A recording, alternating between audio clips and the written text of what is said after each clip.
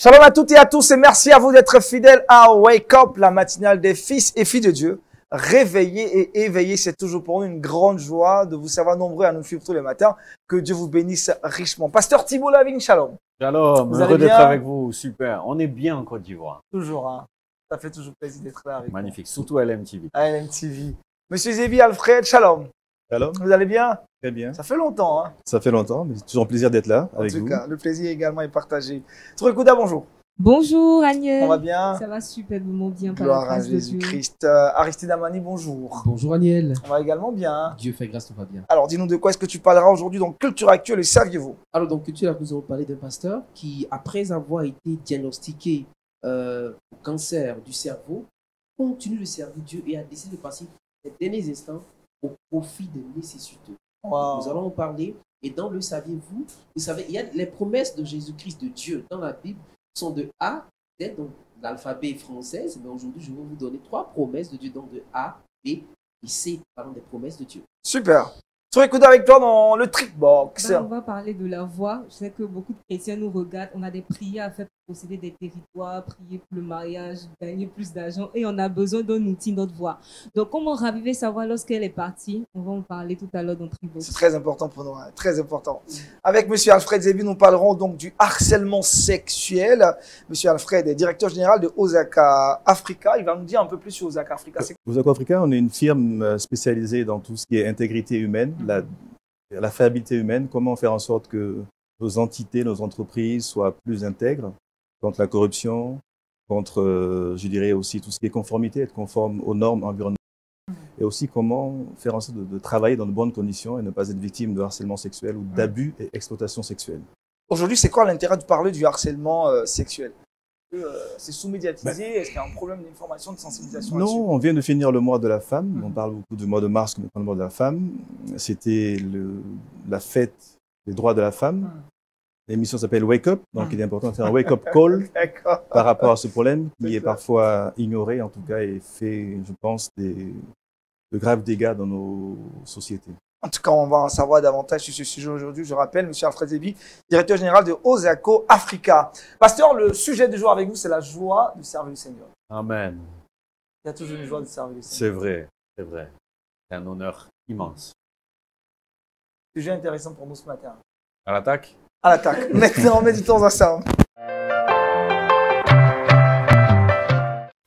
Voilà, ce que je vais vous partager aujourd'hui est issu d'une formation au service de Dieu que je réalise dans mon église depuis des années pour que tous ceux qui servent Dieu puissent le faire bien. Et il y a un livre qui est issu de cette formation qui s'intitule « Servir Dieu, c'est bien. Bien le servir, c'est mieux. » Oh, elle le connaît déjà. Et vous le retrouvez aux éditions viensetvoix.fr, les éditions françaises des Assemblées de Dieu de France. Et donc j'aimerais lire dans le psaume 100, au verset 2, ce texte dit « Servez l'Éternel avec joie ». C'est donc un ordre et un encouragement de Dieu. Venez avec allégresse dans sa présence. La joie fait vraiment partie de la vie de l'enfant de Dieu. Elle est son héritage et sa force. Néhémie lui-même, chapitre 8, verset 10, disait « La joie de l'Éternel sera votre force ». Et je crois que c'est important de vivre dans la joie du Seigneur. Et moi, je me souviens dans mon parcours que Dieu m'a attiré par sa paix. J'étais un homme agité, stressé, anxieux. Et quand je suis rentré pour la première fois dans une église, ce que j'ai pas tout compris, j'adhérais même pas forcément à tout ce qui se disait, mais ça m'a apaisé. Donc je suis revenu quelque part chercher cette paix. Et puis j'ai marché pendant un certain temps en expérimentant la paix de Dieu, mais d'une manière partagée, avec des compromis. Je vivais dans le péché, j'avais des choses que je n'avais pas réglées dans ma vie. Je me souviens de ce moment où j'ai vraiment abandonné tous mes péchés et j'ai donné toute ma vie au Seigneur. Et là, je peux dire, si avant j'avais expérimenté la paix, je peux dire qu'à ce moment-là, j'ai expérimenté la joie du Seigneur, la joie du ciel. Pas la joie parce que tout va bien ou parce qu'on a des amis sympas et qu'on mange un bon repas, ou qu'on danse, ou qu'on s'amuse. Non, la joie spirituelle de savoir qu'on est pardonné de tous ses péchés, d'être en bonne conscience, de savoir que Dieu est avec nous, c'est une joie surnaturelle. Je cherche mes mots pour le dire, mais il y a une joie quand on donne tout au Seigneur, alléluia, quand on lui appartient pleinement. La joie d'être dans les mains de celui qui est le plus grand, qui nous veut du bien et qui fait concourir toute chose à notre bien. On est dans la confiance. Je me souviens de mon parcours chrétien aussi, où à un moment donné, je ne sais pas pourquoi, il m'était rentré une fausse idée dans la tête. Je me disais, si je m'abandonne au Seigneur, si je donne tout au Seigneur, alors peut-être il va m'envoyer en Sibérie. Je sais pas pourquoi j'avais peur. Moi, j'habite sur le sud de la France, il fait chaud, il fait beau. Et je m'étais dit, mais peut-être que la volonté de Dieu, elle va pas être bonne pour moi, elle va être désagréable, je vais galérer en faisant ce que Dieu veut. Je sais pas pourquoi j'avais je crois que c'est un mensonge diabolique qui est dans ma tête, qui me retenait.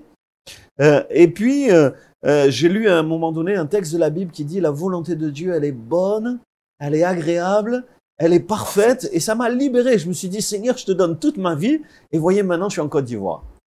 Je suis pas en Sibérie. Dieu sait ce qu'il fait avec nous, il sait ce qu'on est capable d'endurer. Si je dois aller en Sibérie, si Dieu me le dit, j'irai. Mais je comprends qu'on est heureux en faisant ce que Dieu veut, et que ce que Dieu veut est mieux que ce que l'on veut. Nous, on veut des choses, et on croit que ce qu'on veut, c'est le mieux. Et que ce que Dieu veut, c'est moins bien, mais en fait, c'est faux. C'est ce que Dieu veut le meilleur. Alléluia. Dieu a pour nous des plans, des projets qui sont encore meilleurs que ceux qu'on est capable de concevoir nous-mêmes. Et aujourd'hui, je peux dire, mon bonheur, c'est d'être là où il veut et de faire ce qu'il veut. C'est là qu'on est heureux. Alléluia. Amen. J'ai été marqué dans mon parcours de discuter avec des femmes de ménage. Nous, on appelle ça des femmes de ménage, ou des filles de maison ici, je crois. On dit, je sais pas, l'appellation peut changer. Mais je me suis rendu compte que un jour, j'ai surpris une conversation entre deux femmes de ménage. Et il y en avait une qui disait, ah, moi, je travaille là, dans un quartier, tout ça. Et l'autre, elle lui dit, moi, je travaille au Cap d'Antibes. Le Cap d'Antibes, c'est là où il y a des milliardaires. Il y a le patron d'Heineken, il y a Abramovich, le patron de l'ancien patron de Chelsea. Vous voyez, c'est là où il y a les milliardaires. Et j'ai senti la femme de ménage qui travaille au Cap d'Antibes, j'ai senti sa fierté de travailler pour un grand patron. Et je me suis dit, c'est fou parce qu'elle fait la même chose, hein. Elle nettoie la saleté, hein. Elles font le même métier. Mais parce qu'elle travaillait pour un grand patron, elle avait une joie, une fierté très grande. Et moi, j'aimerais dire, nous travaillons pour le roi des rois, le Seigneur des seigneurs, le Dieu qui est au-dessus de tous les dieux, lui qui a créé l'univers, qui demeure éternellement, qui ne meurt pas, qui n'a pas volé ses richesses, à lui appartient toute richesse éternellement. Vraiment, c'est le plus grand patron. Et c'est cette joie et cette fierté, cet honneur de travailler pour lui qui doit nous animer. C'est un privilège. Mais je ne sais pas si on le réalise, c'est un privilège de servir Dieu. C'est quoi que l'on fasse, même si on doit nettoyer le sol, on sert le plus grand, alléluia. Et c'est un privilège, un honneur de le servir. Et Paul avait compris ce privilège dans la lettre aux Éphésiens, au chapitre 3, au verset 8. C'est un texte qui m'a beaucoup touché dans mon parcours dans le service de Dieu. Ce texte, Paul parle de la grâce d'être sauvé, c'est par grâce que nous sommes sauvés, et on connaît cette grâce qui nous sauve, et dans la même lettre, où au chapitre 2, il parle de la grâce d'être sauvé, au chapitre 3, il parle de la grâce de servir. Je vous lis ce verset 8. « À moi qui suis le moindre de tous les saints, de tous les chrétiens, cette grâce a été accordée d'annoncer aux païens les richesses incompréhensibles de Christ. » Amen. Et donc Paul vit avec ce sentiment que lui, il n'est pas grand-chose, mais qu'il a une grâce, non seulement d'être sauvé, mais une grâce de servir Dieu, de pouvoir annoncer le Christ, de pouvoir le servir. Et je crois que c'est important, cette dimension. Je suis honoré, privilégié de servir un Dieu tel que toi, Seigneur. Amen. Ce Dieu est notre papa, notre Père. Et dans la parabole du fils prodigue au chapitre 15 de l'évangile de Luc, on voit qu'il y a deux fils. Un qui part, c'est le fils prodigue, il dépense toutes ses richesses, ok. Mais il y a un fils aîné. Et ce fils aîné, il m'a souvent interpellé. Il vit avec son père. Il dispose de toutes les richesses du père. Il fait la volonté de son père, mais il n'est pas conscient de son privilège. Il n'est pas conscient de la chance qu'il a d'être avec son père et même il va finir par se plaindre et le père va lui dire, mais mon fils, tout ce que j'ai est à toi. Et il a tout, mais il est encore mécontent. Et je crains que des fois certains chrétiens ne soient ainsi, ne réalisent pas la grâce de servir Dieu, la grâce d'être son enfant et de disposer de toutes les richesses spirituelles qu'il accorde. Alors, j'aimerais lire ce texte aussi dans Ecclésiaste chapitre 2 et verset 26 il dit ceci à propos de Dieu, il donne à l'homme qui lui est agréable la sagesse, la science et la joie. Amen. Ça, c'est un don de Dieu, la joie.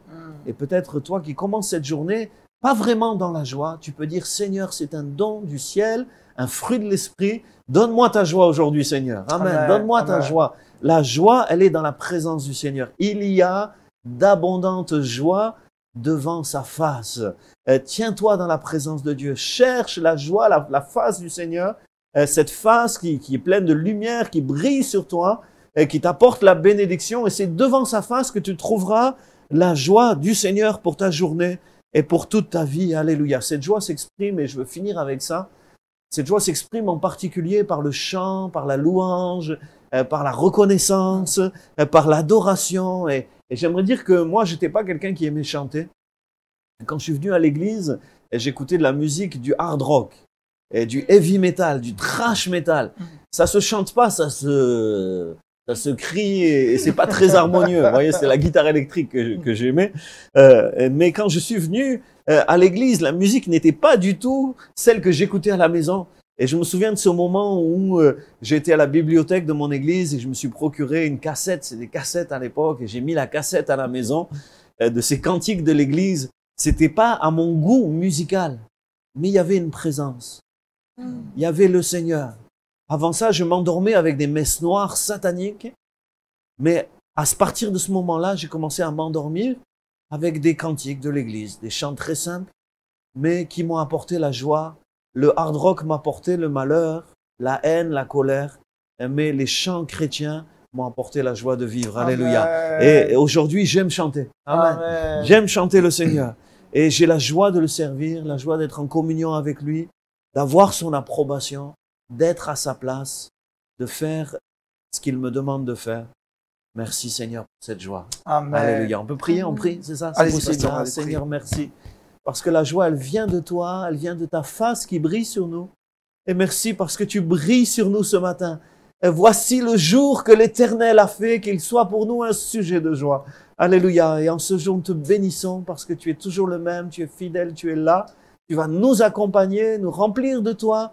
Et ça va être notre force de vivre et de servir dans la joie. Amen. Bénis peut-être quelqu'un qui est dans la peine, dans la tristesse en ce jour. Et qu'il puisse vivre cette joie surnaturelle qui ne dépend pas des circonstances, mais de ta présence. Amen. Amen. Amen. Merci Pasteur Thibault Lavigne pour cette exhortation, la joie de servir Dieu. On poursuit cette émission à présent. On retrouve Aristide Amani dans Culture Action. Aristide, avec toi, on part aux États-Unis, c'est ça? Oh non, non. On part pas cette fois-ci aux États-Unis. On voyage pas, même si c'est un voyage un peu virtuel, mais on va parler d'un pasteur qui a vraiment une histoire qui m'a touché. Et nous allons parler. Vous savez, l'homme de Dieu l'a dit tout à l'heure que il faut que la joie, on trouve la joie quand nous servons Dieu. Et ce pasteur, il s'appelle Jason Hong. Et depuis longtemps, il sert Dieu depuis longtemps. Mais il est arrivé un moment, en 2012, elle a été diagnostiquée avoir le cancer du cerveau. Et sa femme, automatiquement, a été touchée. Elle a pleuré.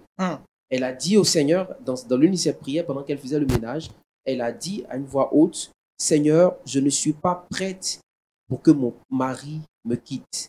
Ma fille n'est pas prête pour que mon mari me quitte. » Alors, il faut dire que dans cette épreuve du pasteur, il n'a jamais abandonné le Seigneur, mais il a continué de servir Dieu. Il continue d'annoncer l'évangile autour de lui, mais en plus de cela, il parcourait certaines contrées telles que la Philippine, où il partait apporter des vivres aux nécessiteux. Et il a dit à son épouse, comme l'une des paroles que le Seigneur Jésus-Christ pouvait dire lorsqu'il partait à Golgotha, il a dit aux femmes, ne pleurez pas pour moi, ne pleurez pas pour moi, pardon, mais pleurez pour vous-même, car moi, c'est ma mission que j'accomplis. Et quelque part, cet homme, il a dit à sa femme, mais ne pleure pas pour moi, mais pleure parce que je fais l'œuvre de Dieu, parce que c'est toute ma force et c'est toute ma joie. Donc, quelque part, le monsieur a dit, quand il était aux Philippines, il a dit à toutes ses âmes sœurs que ma joie, c'est de non seulement annoncer l'évangile à tous ses enfants, mais de prier, de former une génération dynamique et prête à servir le Seigneur Jésus-Christ après moi. Amen. Et c'est vrai qu'aujourd'hui, il en souffre, mais il a dit, ma plus grande joie, c'est que, étant malade, je sers encore Dieu. Et jusqu'à aujourd'hui, étant malade, il parcourt certaines contrées pour aller apporter des vivres pour les nécessités. Quel témoignage, quel super témoignage. Monsieur Alfred Déby, malgré le cancer, cet homme continue de servir le Seigneur. C'est fantastique, c'est édifiant. Édifiant. Et Vraiment donc, édifiant. Parce que ça colle à votre exhortation de ce matin, à la joie de servir le Seigneur. Même dans Amen. les épreuves. Amen. Quand on sert Dieu, on réalise que vraiment, il n'y a rien de plus beau. Il n'y a rien de mieux. Et c'est vrai que quand on voit la mort arriver, avec le cancer, quand même, c'est à ça qu'on pense, on se dit finalement, qu'est-ce qu'il y a d'essentiel dans cette vie? Qu'est-ce que je veux faire que je n'ai pas encore fait? Qu'est-ce que je peux faire de mieux dans le temps qui me reste que de servir le Seigneur? C'est lui qui m'attend après. Intéressant. Autre chose à ajouter? Non, ce qu'il faut ajouter, c'est que lui et son épouse, dans le soutien des âmes un peu démunies, ils ont mis en place une stratégie pour avoir de l'argent et le soutenir. C'est l'ouverture d'un restaurant. Tant bien qu'ils ne savaient les deux, enfin l'homme ne s'est pas préparé, mais par la foi, ils ont ouvert ce restaurant. Et ce restaurant, quand ils ont un peu d'argent, ils vont apporter de soutien à tous ces démunis. Waouh. Vraiment, c'est un exemple à suivre pour nous. Malgré la maladie, il continue de servir le Seigneur avec amour et passion. On poursuit cette émission. Vous le savez, tous les jeudis, nous recevons des invités de marque. Et aujourd'hui, notre invité, c'est bien Monsieur Alfred Boga-Zebi. Il est le directeur général de Osako Africa. Avec lui, nous parlerons du harcèlement sexuel. Et c'est maintenant. Alors, avec Monsieur Alfred, dans notre rubrique consacrée à notre invité du jour, nous parlons de du harcèlement sexuel. Dites-nous aujourd'hui quel est l'état des lieux en Afrique de l'Ouest. En Afrique de l'Ouest ou en Afrique? En Afrique de l'Ouest et en Afrique dans sa grande tous les majorité, pays dans du tous les monde, pays il y a du monde. un problème. Un problème. Aujourd'hui, on est à peu près à des statistiques de une femme sur deux victime à un moment ou à un autre d'inconduite sexuelle dans le cadre de son travail. Donc, c'est quand même des chiffres importants. Et on parle d'un lieu où on passe beaucoup de temps, en tout cas. C'est le lieu où on va le matin, on rentre le soir. Et donc, avoir ce stress à aller au travail parce qu'on est victime de comportements déplacés, c'est quand même un problème. Qu'est-ce qui est parfois à l'origine est la cause de cet harcèlement? Je pense que comme c'est peut-être un problème de pouvoir, je pense que c'est souvent des personnes qui sont dans des situations de pouvoir qui abusent de leur pouvoir en proposant des choses ou en harcelant des personnes d'un point de vue sexuel pour montrer qu'ils ont le pouvoir. Ouda est une femme, elle a des questions à vous poser. Actuellement. Je vais te laisser le choix de poser les questions pour ne pas que je monopolise la Bon, parole. déjà, est-ce que les hommes sont victimes d'harcèlement sexuel? Très bonne question. Oui, les hommes sont victimes de harcèlement sexuel. Mais c'est vrai que la majorité du harcèlement sexuel, c'est plutôt les hommes sur les femmes. Mais il y a aussi des hommes sur les hommes et des femmes sur les hommes. Mais on parle vraiment de 80% de cas qui concernent les femmes victimes. C'est vraiment faible au niveau des hommes. Oui, c'est faible. Mais on entend aussi beaucoup de personnes, raconter que si des jeunes dames sont victimes d'harcèlement sexuel, c'est parce qu'elles ont provoqué cela par leur manière de s'habiller, Qu'est-ce que vous pouvez dire par rapport à cela? C'est justement une des erreurs qui est faite. Une victime reste une victime. Et il ne faut pas victimiser la victime justement en changeant les rôles. Donc, quel que soit l'habit, quel que soit le comportement, je pense qu'il y a des valeurs à respecter. Et ces valeurs sont de ne pas harceler quelqu'un qui est votre subordonné, de ne pas mettre dans une situation de pression sociale. Qu'est-ce que je fais? Est-ce que je dois céder parce que mon travail est en jeu? Est-ce que j'accepte parce que je dois nourrir ma famille? Ça, c'est inacceptable, quelle que soit la situation. Est-ce qu'aujourd'hui, en Côte d'Ivoire ou en Afrique, il y a des institutions qui travaillent justement pour pouvoir protéger les victimes? Parce que certaines personnes sont victimes, mais dans le cadre du travail, pour ne pas perdre leur travail, elles se taisent. Donc, est-ce qu'il y a des mécanismes dans des entreprises déjà ou des ONG dans la société qui travaillent pour cela? Alors, nous, on travaille beaucoup avec les ONG, donc le monde associatif, le monde des ONG, les agences humanitaires. Et dans ce domaine-là, il y a effectivement eu un travail énorme qui a été fait, parce qu'on est passé d'une approche, je dirais, centrée sur les organisations, donc sur les comment protéger sa réputation, et une approche centrée sur la victime. C'est-à-dire qu'on met en place des mécanismes pour pouvoir parler, pour pouvoir être accompagné d'un point de vue psychologique, social, financier, et pour pouvoir sanctionner les personnes qui, malgré les formations, les sensibilisations, commettent ce genre de, je dirais, ont ce genre de comportement. Donc aujourd'hui, dans le monde humanitaire, il y a une vraie évolution et on le sent. Malheureusement, il faut aussi que ça suive partout parce que le monde humanitaire, c'est peut-être 20% de la population active. Il y a les administrations, le domaine public, il y a les écoles, il y a beaucoup d'autres endroits où malheureusement ça continue. Et je pense qu'il faut que chacun se réveille, chacun prenne une décision d'agir. Et agir, il y a des voies pour le faire, il y a des moyens, des mécanismes. Et c'est notre combat, mettre en place des mécanismes pour agir dans ce cadre-là. Est-ce qu'il y a un milieu où, je reviens, est-ce qu'il y a un milieu où les femmes sont beaucoup plus vulnérables? Il y a plein de milieux en fait, mais à partir du moment où vous êtes demandeur, vous êtes en position de, je dirais, d'infériorité. Donc, quand vous êtes demandeur de quelque chose, oui. Donc, il y a l'éducation, il y a beaucoup de cas. Il y a le secteur du sport, il y a beaucoup de cas dans le sport. Il y a tout ce qui est activité en fait où l'on mène une activité où on est dépendant de quelqu'un. Donc, ça peut être des entreprises qui donnent des marchés, ça peut être des entreprises qui recrutent beaucoup de jeunes dames, ça peut être vraiment, en fait, il n'y a pas de secteur épargné, il y a des secteurs plus prompts à ça, mais il n'y a pas de secteur épargné aujourd'hui. Est-ce que les femmes disposent aujourd'hui, on va dire des victimes, disposent des outils pour se défendre? Il y a des outils, il y a la loi. Malheureusement, la première des choses à faire serait de parler. Mais si vous n'êtes pas protégé, on n'ose pas parler. Donc, il faut mettre en place des outils de protection de la parole. Il faut que la parole se libère. Et il faut derrière ça que si on parle, il y ait une conséquence, il y ait une action. Donc, il faut pouvoir agir et répréhender ou réprimer ou former, sensibiliser, mais il faut que la parole soit suivie d'actes. Est-ce que vous conseillez à des personnes de s'exprimer via les réseaux sociaux? Lorsque tu as essayé des moyens qui n'ont pas abouti, est-ce que prendre son téléphone, se dénoncer cette personne notamment est connue? Est-ce que le faire, c'est recommandé, Je ne le conseillerais pas personnellement. Je pense que chacun a ses voies et moyens, mais je pense qu'on devrait mettre en place des voies plus discrètes. Il faut protéger aussi l'aspect confidentiel, c'est important. Et je dirais plutôt de faire appel à des mécanismes internes d'abord et ensuite aller à la justice.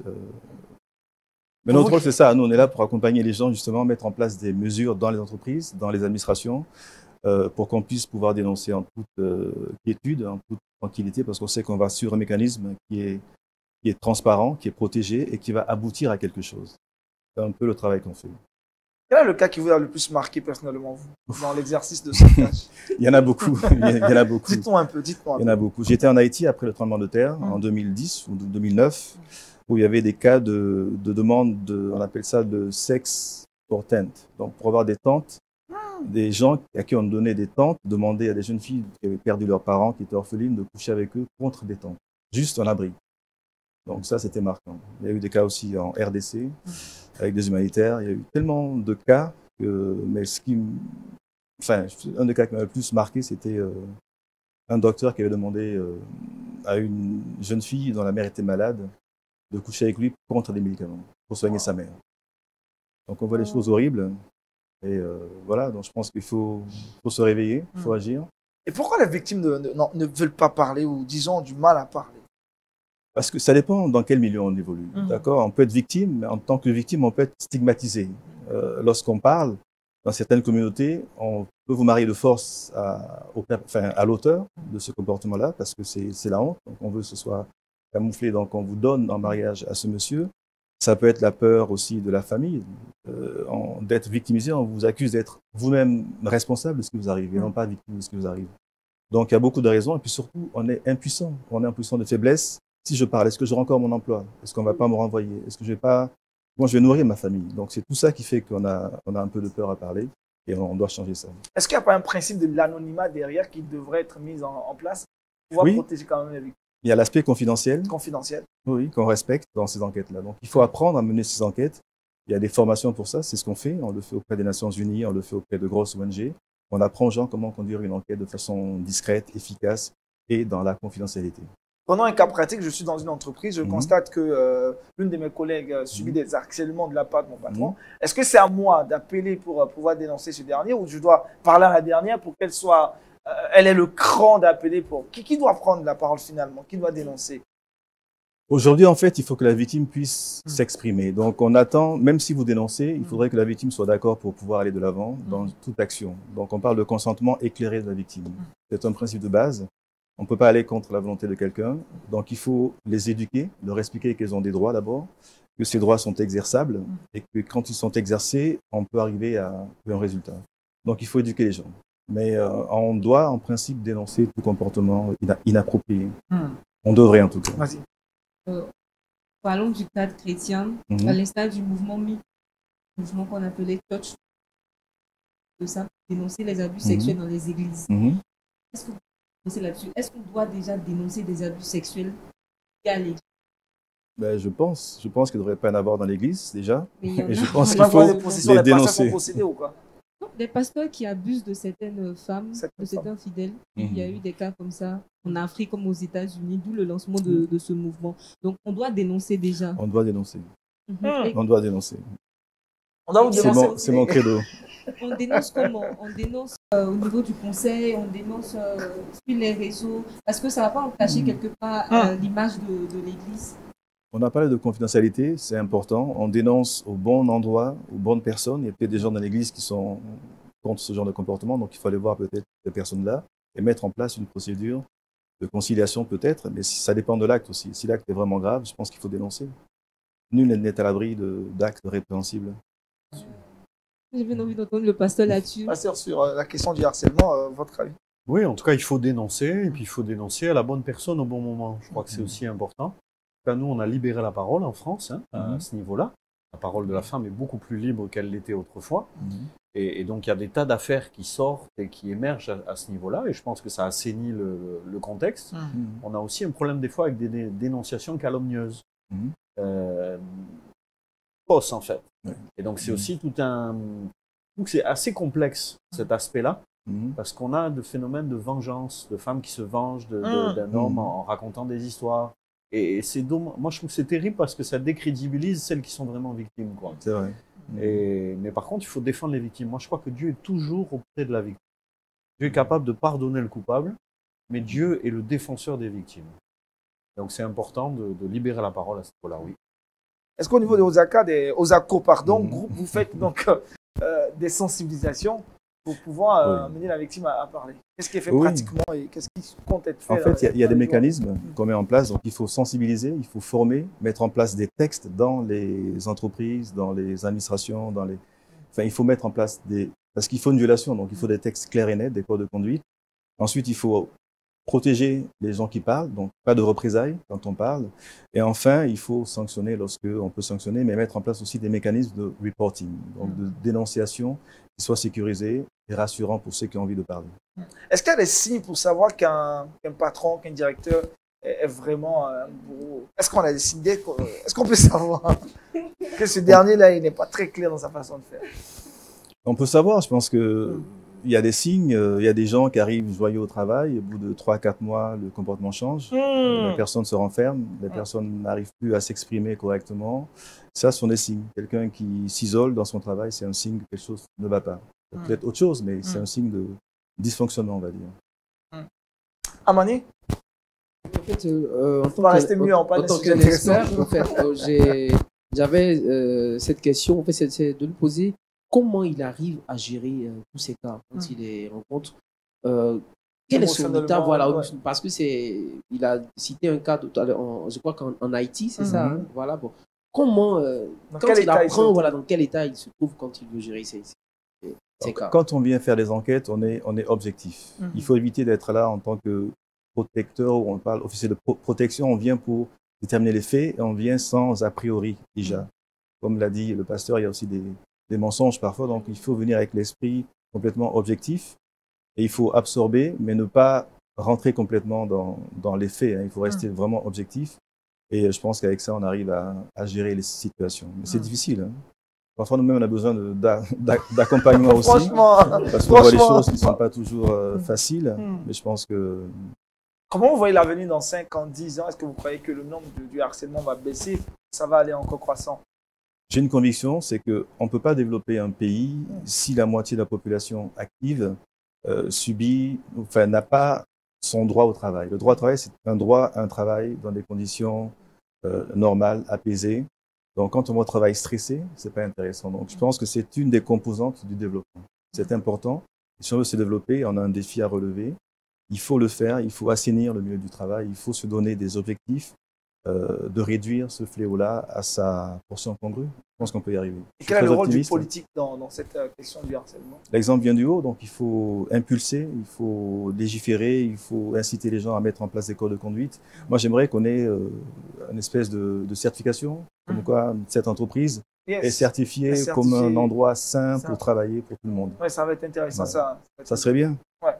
Ça serait une très bonne nouvelle. On compte sur Osako. Hein. On va essayer. En tout cas, on est là pour tenter de le faire et on se bat Super. pour Vous le avez faire. une dernière question, ça va? Une dernière question, je dirais, les hommes, vu Mhm. qu'on dit qu'il n'y a pas assez de victimes, lorsque les cas qui reviennent, est-ce que c'est parce qu'ils ont honte de s'exprimer, ils se sentent plus hommes lorsqu'ils affirment qu'ils ont été victimes d'un harcèlement sexuel? C'est vrai que pour un homme, ça peut être encore plus difficile de s'exprimer. Alors, ça dépend si c'est une victime d'un homme auteur ou d'une femme auteur. Mais c'est vraiment difficile pour un homme, effectivement, d'arriver à reconnaître qu'il a été abusé sexuellement. Mais ça arrive. À ces personnes-là, ces hommes qui sont victimes, qui nous regardent ce matin. Toujours pareil, il faut parler. Il faut parler. Vous n'êtes pas victime, vous êtes victime, vous n'êtes pas responsable de ce qui vous arrive. Et ça arrive. Donc, je pense que savoir que ça arrive à d'autres peut encourager certaines personnes à parler. C'est vraiment délicat hein, pour les hommes. Là. Je ne sais pas pourquoi vous avez honte. Les femmes aussi n'en parlent pas. Mais les hommes ont plus honte, en fait. Ce que je comprends, c'est que les hommes ont plus honte de s'exprimer, de dire qu'ils sont victimes de... Le pasteur. Ouais, je pense que c'est vrai que c'est difficile pour un homme de reconnaître ses faiblesses. L'homme, il aime être fort.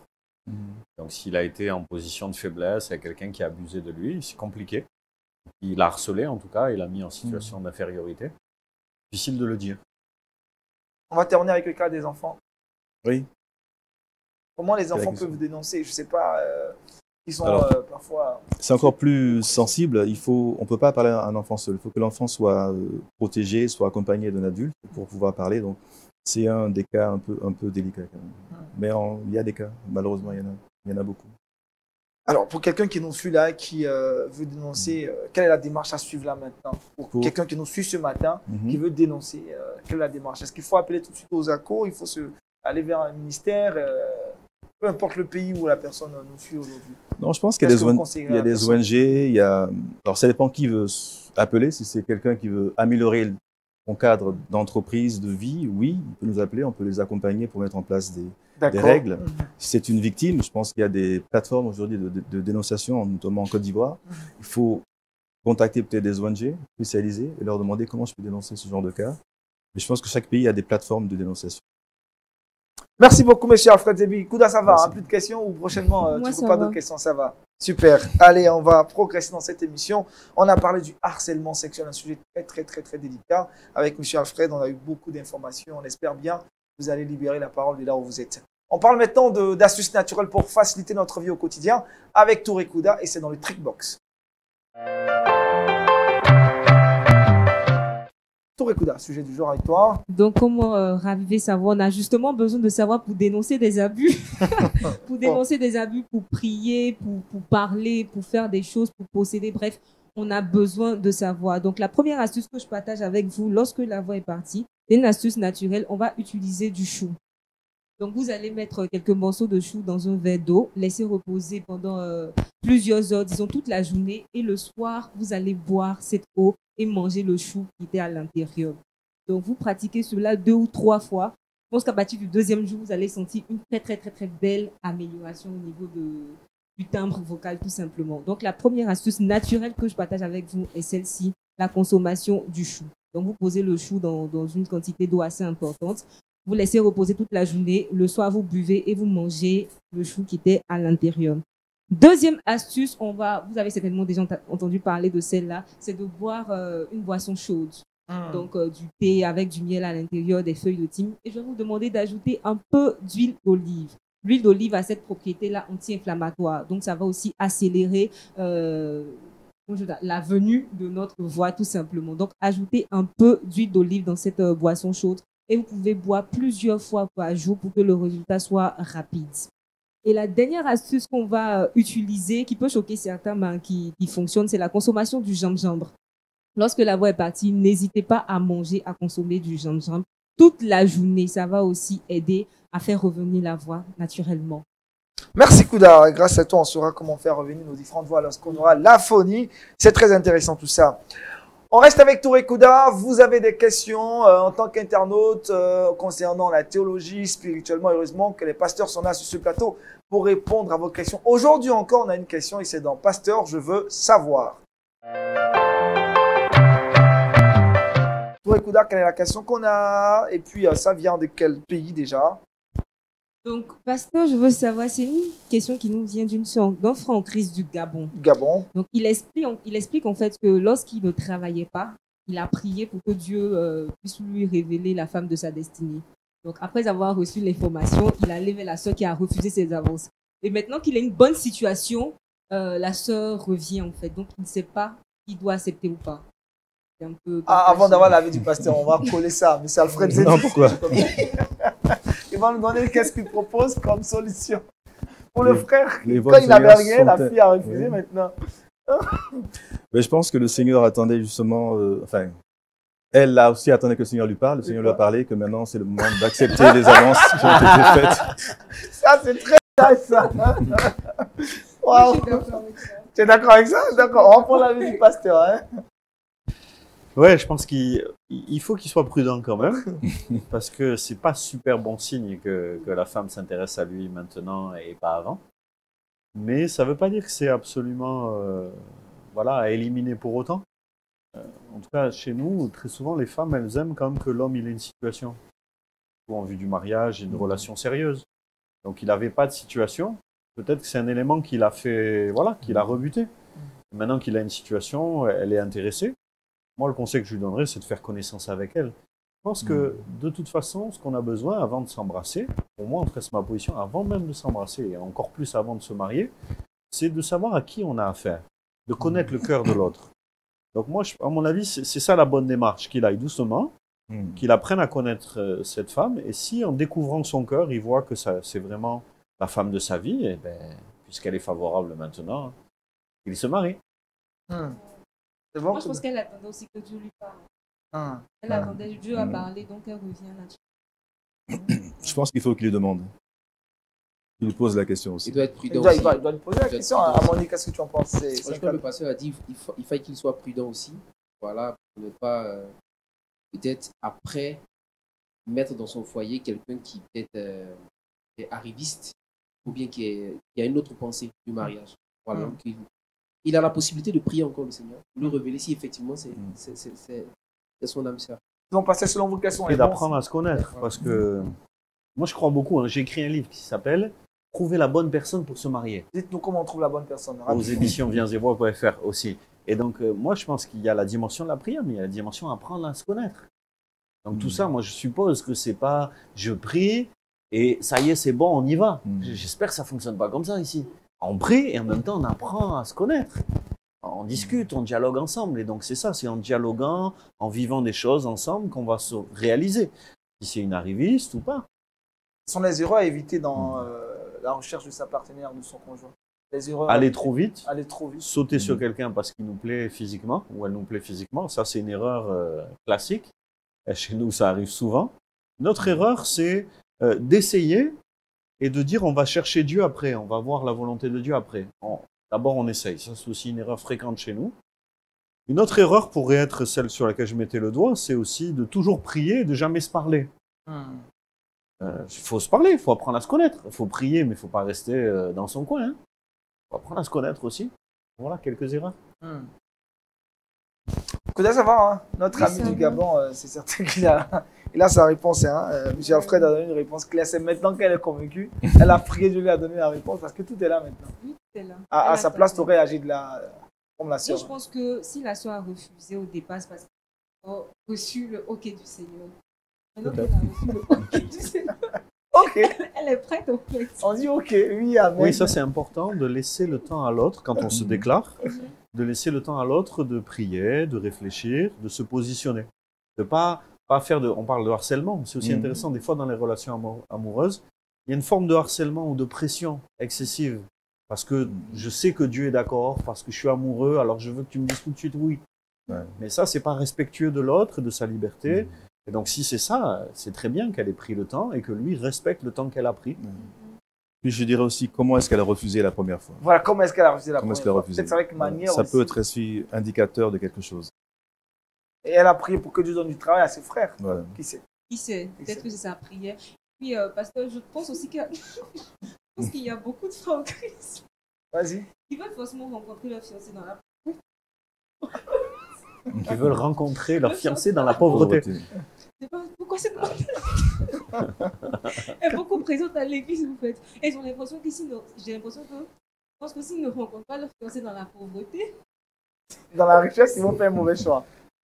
Peut-être qu'ils craignent les filles intéressées et qu'il y en a trop aussi. C'est une réalité. Un Hein. message, donc le pasteur vous parle en fait. Donc, c'est pas forcément ça la vérité ou ce que Dieu veut. Monsieur Alfred, il faut faire le choix quand on n'a pas beaucoup d'argent. C'est ça, quand on a beaucoup, ça devient Non, je pense qu'il faut faire le choix quand c'est le moment de faire le choix. Quand c'est le moment de faire le choix. Il y a pas Et de après, il jour. faut discerner, il faut discerner. prier pour avoir le discernement. Nous, il en faut France, faire on confiance conseille quand à ses même aux sentiments. garçons d'avoir une situation. Moi, les jeunes hommes que j'ai dans mon église, quand ils font leurs études, tout ça, je leur dis consacre-toi à tes études. C'est normal que ton cœur batte, que tu aies envie d'avoir quelqu'un, mais considère que ce sera plus tard. D'abord, tu fais ta situation. Au moment où ta situation est faite, là, tu pries, tu fais connaissance et tu te déclares. Et au moins, tu peux aller au bout. Parce que des fois, les gens, ils se déclarent trop tôt, ils vivent des fiançailles pendant des années, et finalement, ils gâchent leur vie, ils gâchent la vie de quelqu'un. C'est le cas d'Amani. Hein. Allez, on va terminer l'émission avec Amani. Et dans le saviez-vous? Allez, vas-y Amani, qu'est-ce que tu nous dis encore? Les promesses de Dieu avec l'alphabet français. Oui, l'alphabet française, je veux parler du A jusqu'à Z. Je me suis rendu compte que les promesses de Dieu, de la première lettre A, il y a une promesse qui commence par A, et ensuite jusqu'à la lettre Z. Mais aujourd'hui, je vais vous parler de trois, c'est-à-dire A, B et C, qui sont relatives aux promesses du Seigneur Jésus-Christ dans la Bible. On prend la première lettre, c'est A. Il est dit dans Ésaïe, chapitre 60, verset 12, « Avec Dieu, nous ferons des exploits. » Donc la deuxième lettre, B, dans le livre de Jérémie 17, verset 7, il est dit « Béni soit l'homme qui se confie en l'Éternel et dont l'Éternel est l'espérance. » 3, C, pour finir, « Celui qui demeure sous l'abri du Très-Haut repose à l'ombre du Tout-Puissant. » Selon le psaume 91. Ça Je fait crois que dans A, les prochaines B, A, B et C, donc dans les prochaines éditions, on ira certainement, peut-être par la grâce de Dieu, à fort et gagner les différents. Super, c'est intéressant ça. Pour finir, monsieur Alfred, dites-nous, est-ce qu'il y a des sanctions pénales pour les bourreaux? Oui, bien sûr, les sanctions pénales, de l'amende et puis de la prison même, en cas de harcèlement sexuel. Voilà, qui est bien Ça dépend des intéressant. pays ensuite. Et disons après des véritables sanctions.